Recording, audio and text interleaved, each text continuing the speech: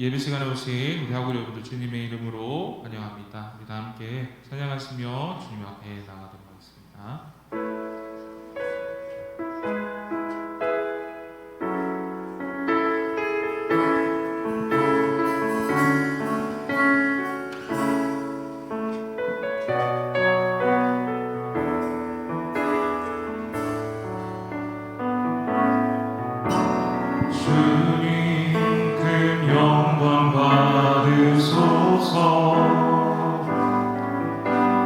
홀로 찬양 받으소서. 모든 이름 위에 뛰어난 그 이름, 온 땅과 하늘이 다 찬양해. 겸손하게 우리 무릎 꿇고 주 이름 앞에 영광 돌리세. 모두 절하세. 독생자 예수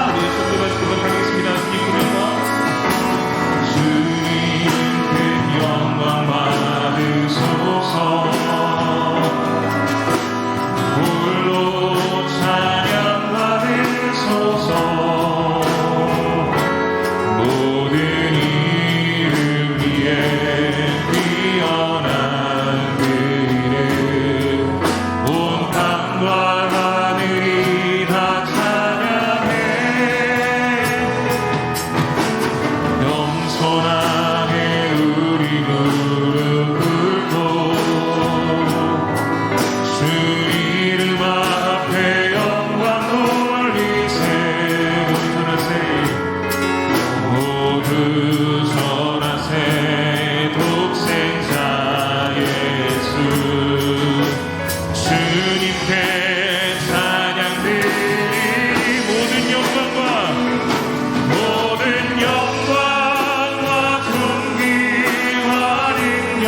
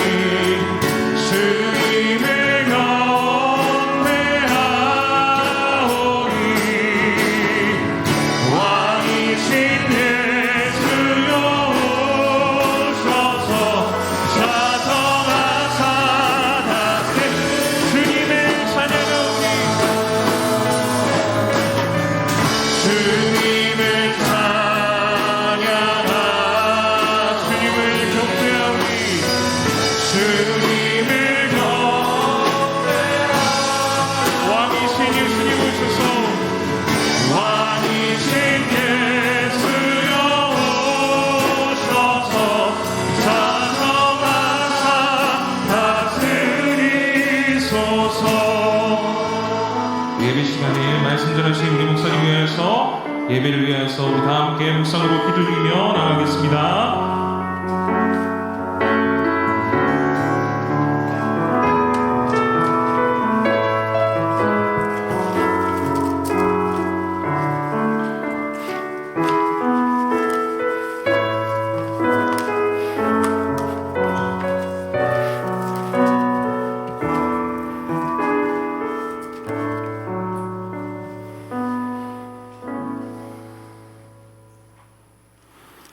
묵상 기도드림으로 5월 17일 경건의 예배를 시작하겠습니다.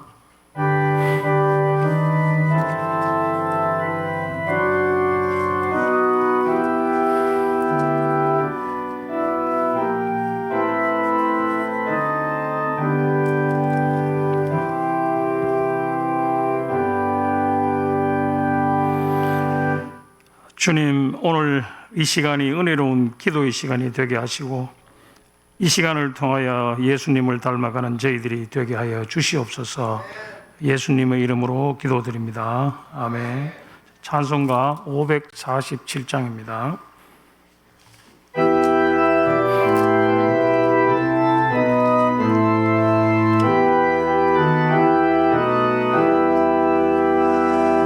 나 같은 죄인까지도 찾아와 주신 주,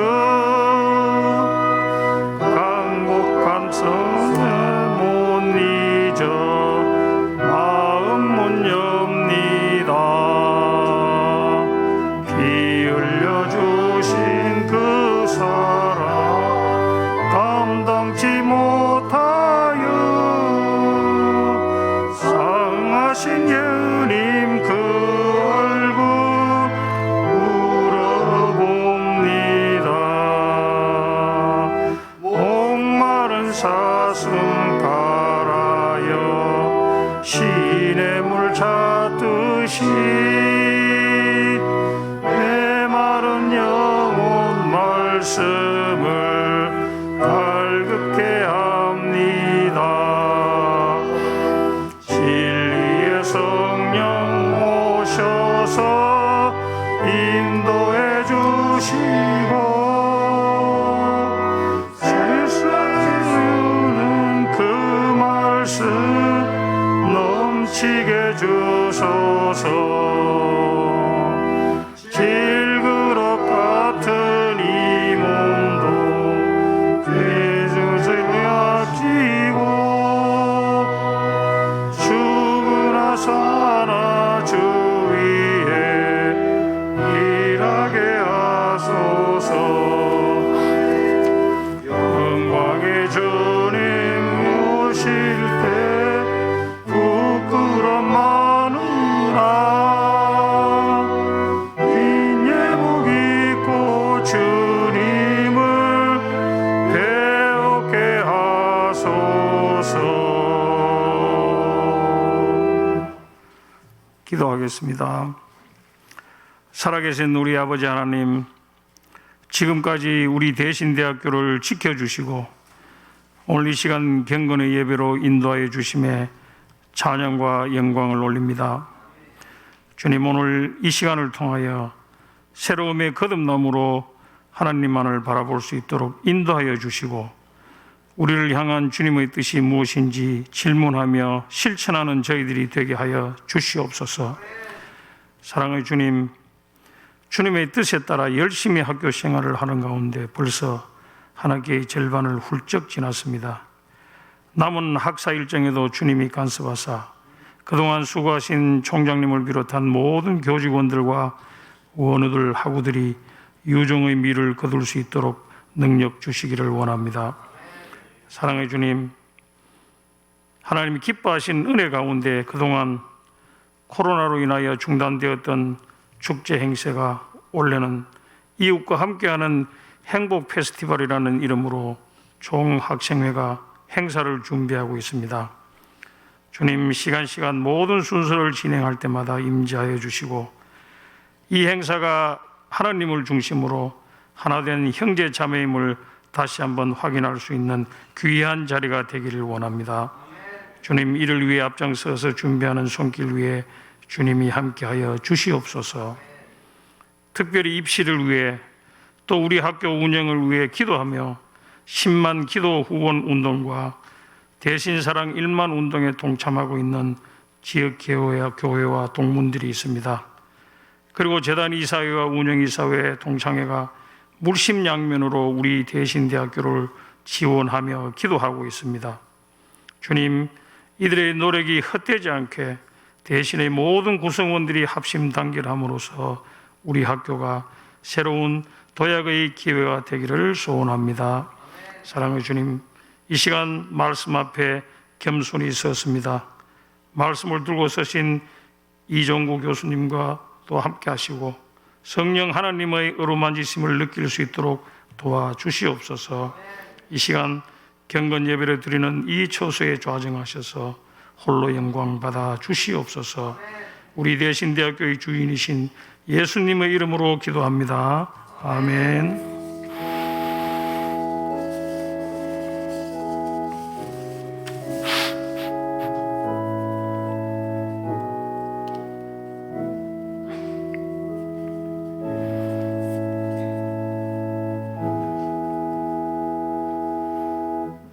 하나님의 말씀 창세기 38장 1절에서 11절까지 보겠습니다. 창세기 38장 1절에서 11절 말씀입니다. 한 절씩 교독하겠습니다.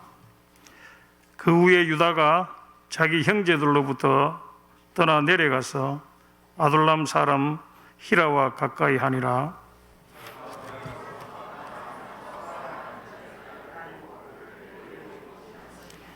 그가 임신하여 아들을 낳음에 유다가 그 이름을 엘리라 하니라.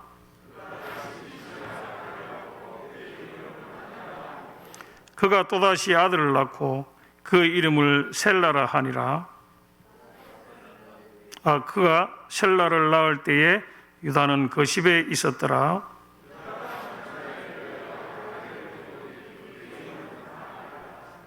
유다의 장자 엘이 여호와가 보시기에 약함으로 여호와께서 그를 죽이신지라.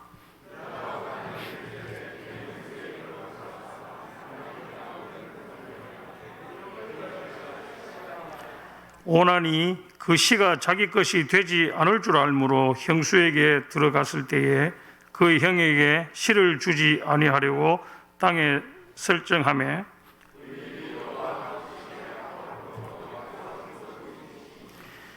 다 함께 하겠습니다. 유다가 그의 며느리 다말에게 이르되 수절하고 내 아버지 집에 있어 내 아들 셀라가 장성하기를 기다리라 하니 셀라도 그 형들같이 죽을까 염려함이라. 다말이 가서 그의 아버지 집에 있으리라. 아멘. 이제 임종구 교수님의 말씀 증가하시겠습니다.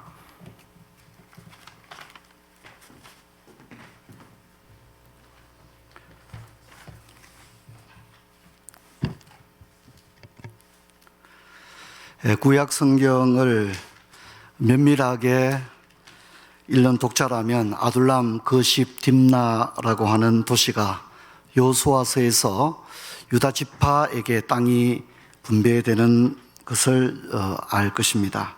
이 아둘람 거십 딥나는 창세기 38장의 주요한 무대가 되는 지명이지만 저에게는 눈을 감아도 그 땅의 바람, 공기, 하늘이 그림처럼 그려지는 땅입니다. 가나안 땅, 세펠라, 그것은 제 고향이자 제 눈물과 고통, 그리고 제 인생의 놀라운 반전, 하나님의 헤세드가 임한 장소이기 때문입니다. 제 소개를 하자면 벌써 오늘 채플 성경 본문과 제목에서 눈치채셨겠지만 저는 다마르, 한글 성경 음가로는 다말로 알려져 있습니다. 창세기에서뿐만 아니라 성경 전체에서도 제 이야기는 다소 이질적이고 독자들에게는 당황스러운 본문으로 여겨질 것입니다. 종종 능숙한 설교자일지라도 제가 들어간 창세기 38장 본문을 강론하는 것을 곤욕스러운 본문으로 여기고 있다는 것을 저는 잘 알고 있습니다. 가정예배를 드리다가 제가 나오는 본문을 만나면 어떻게 교훈을 이끌어내면 좋을까 당황스러울 수밖에 없는 그런 내러티브임을 제가 잘 알고 있습니다. 그래서 오늘은 여러분들에게 제 이야기, 종려나무 여인 타마르의 이야기를 여러분과 함께 좀 하고 싶습니다. 저희 이야기는 오늘 읽은 창세기 38장과 역대상, 그리고 여러분 잘 아는 마태복음 1장 족보에 나오고 룻기의 4장의 마지막 부분에서도 언급이 되지만 다른 성경에서는 저의 이야기가 나오지 않습니다. 물론 다윗의 아들 암논과 연관되었던 그 다말과는 저는 아무런 상관이 없는 여자임을 알아주시기 바랍니다. 창세기 37장에 요셉 이야기가 이제 시작되었다가 느닷없이 38장에서 유다의 스토리가 나오는 것은 창세기의 족장들과 또 요셉 스토리를 해석하는 데 있어서 매우 결정적이고, 그리스도께서 우리에게 오시는 예표로서의 모습을 족장들 가운데서 어떻게 녹여내고 있는가 하는 부분에 있어서 너무나도 결정적이기 때문에 여러분들께서 창세기 37장을 불편하게 생각하지 마시길 바랍니다.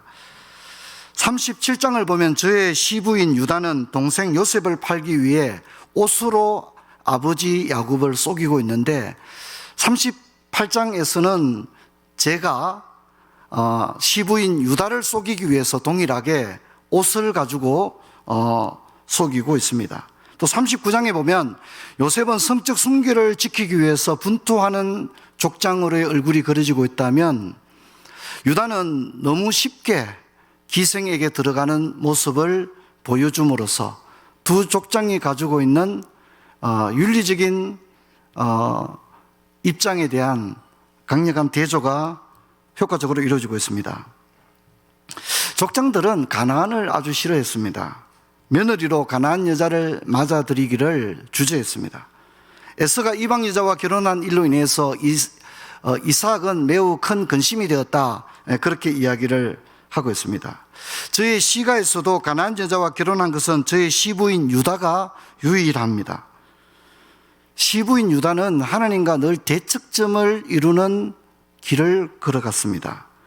하나님은 가나안 땅을 저주했고 멸망받을 땅으로 말씀했습니다. 그런데 시부는 형제를 떠나 멸망받을 땅에 정주했고 그 땅에 사람 히라와 가까이 지냈습니다. 하나님의 저주를 받는 민족의 딸을 며느리로 받아들였습니다. 저는 바로 이 유다 가문의 맏며느리가 되었습니다. 그리고 하나님의 역사는 징계라는 가혹한 이름으로 우리 가정을 정밀 타격했습니다. 제 남편이 죽었고 이어서 시동생이 죽었습니다.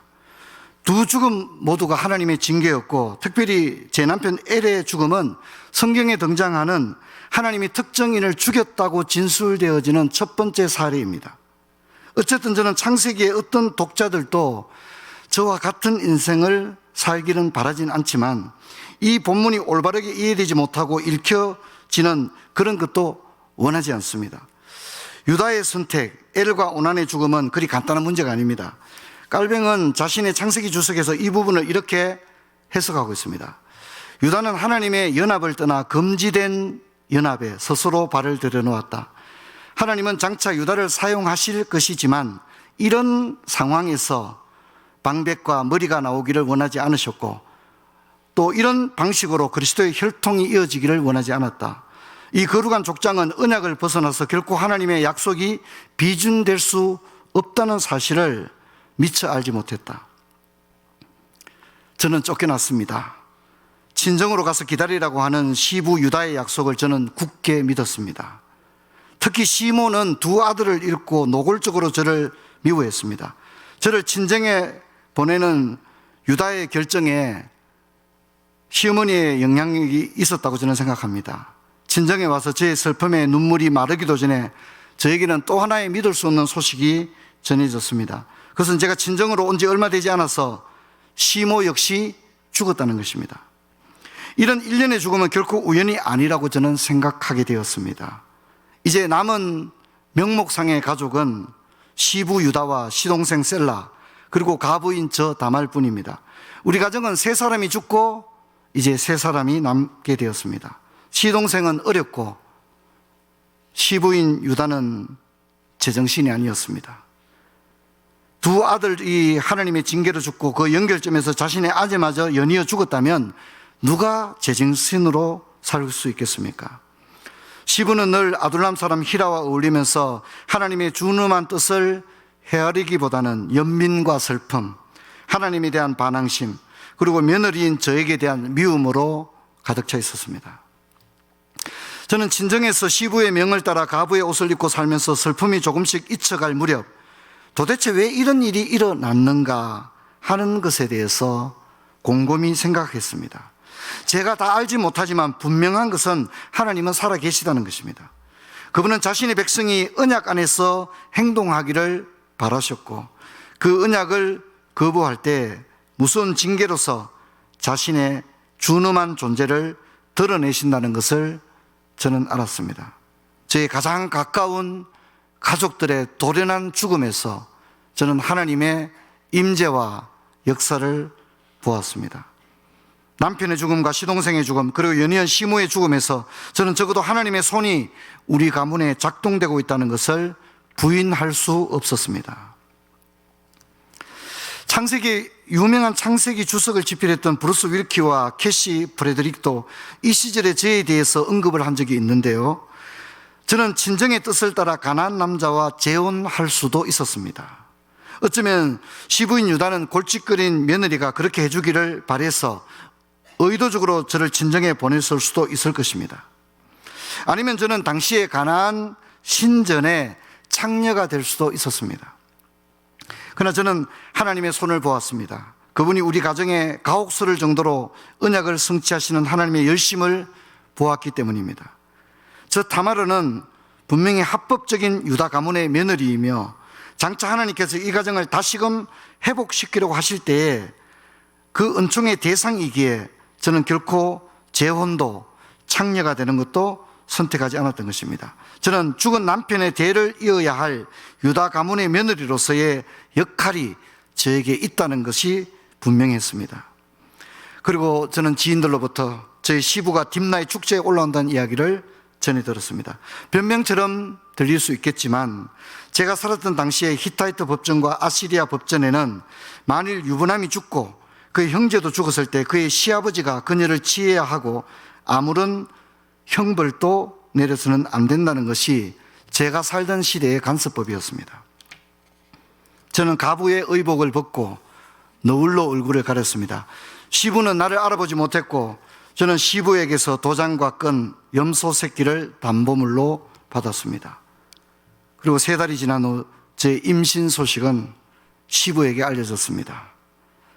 불같이 화를 낸 유다는 자신의 골칫거린 며느리를 제거할 수 있는 절호의 기회로 생각을 했고 저를 불태워 죽이려고 했습니다. 물론 저는 담보물의 주인을 찾아달라고 말했고 제 마음의 중심이 온전히 호소되는 데는 결코 오랜 시간이 걸리지 않았습니다. 물론 이제 현재 독자들이 제 이야기를 읽어 내려가는 것은 결코 쉽지 않다는 것을 압니다. 형수치사 제도라든가 시부와 며느리 사이에서 아이가 태어나는 이야기는 현대 기독교 윤리학의 차원에서도 쉽게 설명할 수 있는 부분이 아닐 것입니다. 그러나 다행히 창세기의 나레이터는 유다는 그는 나보다 옳도다, 내가 그를 내 아들 셀라에게 주지 아니하였음이로다 하고 다시는 그를 가까이 하지 아니하였더라를 덧붙임으로써 이 부분에서 독자들이 이해를 돕는 것을 다행으로 여깁니다. 일련의 사건들은 지금도 믿어지지 않습니다. 이 모든 일을 겪은 저로서는 인간의 무지와 타락의 본성에도 불구하고 마침내 하나님은 언약을 이루시는 분이라는 것이 분명합니다. 이 사건 후 유다는 완전히 사람이 달라졌습니다. 베레스와 세라는 죽은 엘과 오난의 분깃을 다시 얻은 것과 같았기에 아무렇지도 않게 동생을 노예로 팔기 위해서 흥정을 하던 시부 유다는 이제 곡식 사건 때 볼모가 된 시동생을 구하기 위해서 요셉에게 자신을 노예로 잡아둘 것을 제안하게 되어집니다. 집안의 골칫거리였고 가문의 수치였던 유다는 창세기 49장에 가서는 형제의 찬송이라 격상되는 것을 보게 됩니다. 시부는 두 아들을 잃어버린 과정을 통해 가족의 소중함과 자신이 언약 성취로서의 정체성, 족장으로서의 정체성을 다시 깨닫게 되었습니다. 여러분들은 루키 4장과 마태복음 1장의 족보를 통해 종려나무 여인 다마르가 장차 다윗과 그리스도의 조상이 된다는 것을 잘 아실 것입니다. 그리고 그리스도의 족보에 나오는 첫 번째 이방 여자가 저 다말이라는 것도 아실 것입니다. 엘렌 로스는 창조와 축복이라는 책에서 저 다마르를 흥미롭게 소개했습니다. 그녀는 자신의 권리를 위해 싸웠고 그럼으로써 공동체와 놀랍게도 의도하지 않았지만 하나님의 언약을 성취하는 데 도움을 주었다고 했습니다. 또한 구약학자 델리치는 성경 본문은 다말에 대해서 어떤 도덕적 판단도 내리지 않는다. 그녀를 성자라 부를 만큼 관대하지 않지만 성경의 눈은 그녀를 호의적인 시각으로 바라보고 있다고 했습니다. 엘레노스는 계속 설명하기를 그녀를 기독교 윤리학의 관점으로 판단하는 것은 적합하지 않다. 왜냐하면 그 당시 문화 가운데서 그녀의 행동은 당시의 윤리적 규범을 벗어난 것이 아니기 때문이다. 그녀는 죽은 남편을 위해 가장 가까운 친족을 통해 자식을 낳을 권리가 그녀에게 있었던 것이다 라고 해석하고 있습니다. 창세기의 독자들이 만나는 언약의 사람들은 대개의 경우 하나님의 비전을 바라보고 나아가지만 히브리스가 해석하고 있는 것처럼 그렇게 탁월하지는 못했습니다. 특히 아브라함, 이삭, 야곱으로 넘어오면서 그리고 유다에 이르러서는 아주 참담한 상황에 이르게 되었습니다. 그러나 저는 언약을 굳건히 붙들었습니다. 연이은 가족의 죽음과 시부와 며느리가 쌍둥이를 낳는 이 일은 분명히 도덕적 모범은 될 수 없겠지만 이 세상에 누가 다말을 본받으라고 하겠습니까? 그래서 빅터 해밀턴은 이 대목에서 하나님은 스캔들의 수금그림 가운데서 자신의 뜻을 이루셨다 이렇게 표현하기도 했습니다. 저는 창세기 38장과 관련해서 수많은 해석들이 있지만 늘 깔뱅의 주석을 추천합니다. 깔뱅은 이렇게 정리를 하고 있습니다. 모세는 요셉의 기사를 계속하기 전에 유다의 약전을 소개하는데 그것은 구속자가 거기서 나올 것이기 때문이다. 구속자가 나올 지파의 역사를 이야기하면서 지파의 영광스럽고 고귀함이 찬양되어지는 것이 아니라 오히려 그 가문의 최대의 수치가 폭로되고 있다. 얼핏 보기에는 이런 불명예로 그리스도의 계보에 약간의 손상이 되는 것처럼 보이지만 이것은 오히려 그리스도의 영광을 드러낸다. 이것은 그리스도의 영광을 조금 더 떨어뜨리지 않는다. 그것은 우리가 그리스도의 계보에서 그리스도 외에 다른 것에서 만족을 찾지 않도록 하기 위해서이며 그리스도에게서 세상적인 광채를 구하지 않도록 하기 위해서이다. 가장 결정적인 것은 우리의 구원이라는 것은 그리스도가 속한 지파나 가계의 화려함, 고귀함으로부터 온 것이 아니라 오직 그리스도의 무한한 순결함에 의해서 우리 모두가 정결케 되었다는 것을 교훈해 주고 있는 것이다. 그리스도는 역시 이 땅에 성육신 하실 때 흠모할 만한 아름다운 모습을 가지지 않으셨고 그리스도 자신이 육신적으로 세상의 어떤 화려함이나 세속의 영광을 취하지도 아니하셨다는 것이다. 오직 그분의 참된 승리는 세속적인 것을 소유함으로서가 아니라 십자가에서 모든 것을 버림으로써 얻었다는 것을 알아야 한다. 그러면서 우리는 그리스도의 족보가 얼룩으로 다소간 더럽혀져 있다는 사실에서 오히려 우리는 그리스도의 영광을 보게 되는 것이다. 아브라함과 야곱에게서 그들의 허리에서 왕의 후손이 나올 것이라는 놀라운 비전과 언약이 자칫 무지와 불순종으로 인해서 위기에 처했을 때 하나님은 놀랍게도 종려나무 여인 저 다말을 통해서 언약을 이어가셨습니다. 저는 다만 제 인생에 고난이 많았다는 것, 눈물이 마를 날이 없었다는 것을 여러분에게 말하고 싶지만 하나님의 언약과 계획 가운데 있었기에 저는 가정을 포기하지 않을 수 있었답니다. 우리 가족은 부수어진 가정이었지만 하나님은 다시 기업을 잇게 하셨고 죽은 남편의 아들 베레스는 다윗과 그리스도의 계보를 이어가게 됩니다. 혹 여러분들 가운데 이해할 수 없는 인생의 고통과 고난의 길을 걷는 분이 계시다면 저 다말은 여러분을 향한 하나님의 계획이 있음을 신뢰하라고 말씀드리고 싶습니다. 우리가 포기하지 말아야 할 것이 무엇입니까? 그것은 우리의 인생, 가정, 자녀, 신앙, 언약과 비전입니다.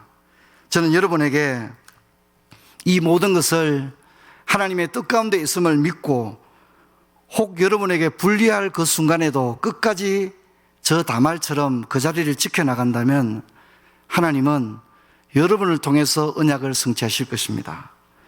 저는 여러분에게 성경 구절 하나를 이야기하는 것으로 저 다말의 이야기를 마치려고 합니다. 너희 안에 착한 일을 시작하시니가 그리스도 예수의 날까지 이루실 줄을 우리는 확신하노라. 아멘. 기도하겠습니다. 아버지 하나님,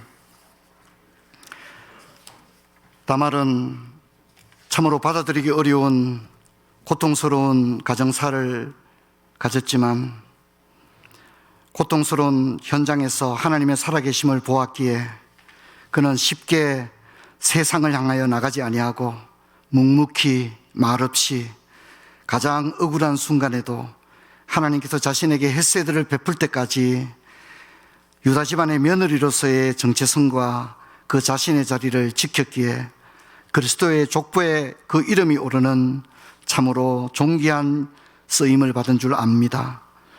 저들도 살아갈 때에 다말처럼 참으로 기가 막힌 환경에 놓일 때 우리 자신의 이익의 유무를 따라 판단과 결정을 내리는 사람이 아니라 내게 어떤 가혹한 불이익이 주어진다 할지라도 하나님의 뜻을 이루는 일을 위해서라면 끝까지 내 자리를 지키리라, 사명 감당하리라 결단하는 저들 모두가 다말과 같은 믿음의 사람들 되게 하여 주옵소서.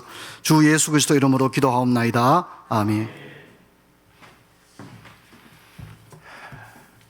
감사합니다. 찬송가 560장 1절과 3절을 드리겠습니다. 끝난 후에 우리 임정구 교수님이 축복 기도하심으로 예배를 마치겠습니다.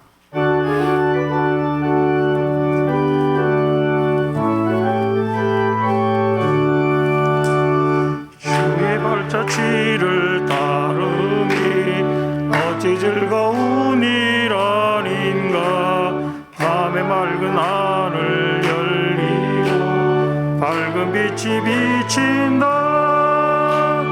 발자취를 따라가자 온 마음으로. 발자취를 따라가자 찬송하며 즐겁게. 주의 발자취를 따름이 어찌 든든한 일 아닌가. 밤의 두려움은 사라져 새로운 솟는다. 발자취를 따라가자 기쁜 마음으로.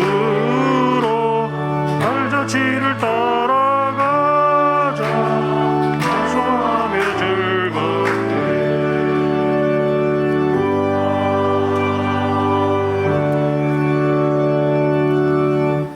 이제는 우리 구주 예수 그리스도의 은혜와 하나님 아버지의 사랑과 성령의 교통 충만하신 역사가 다말처럼 언약의 사람으로 서기로 결단하는 이곳에 모인 모든 하나님의 종들 머리 위에 이제부터 영원토록 함께 있을지어다. 아멘.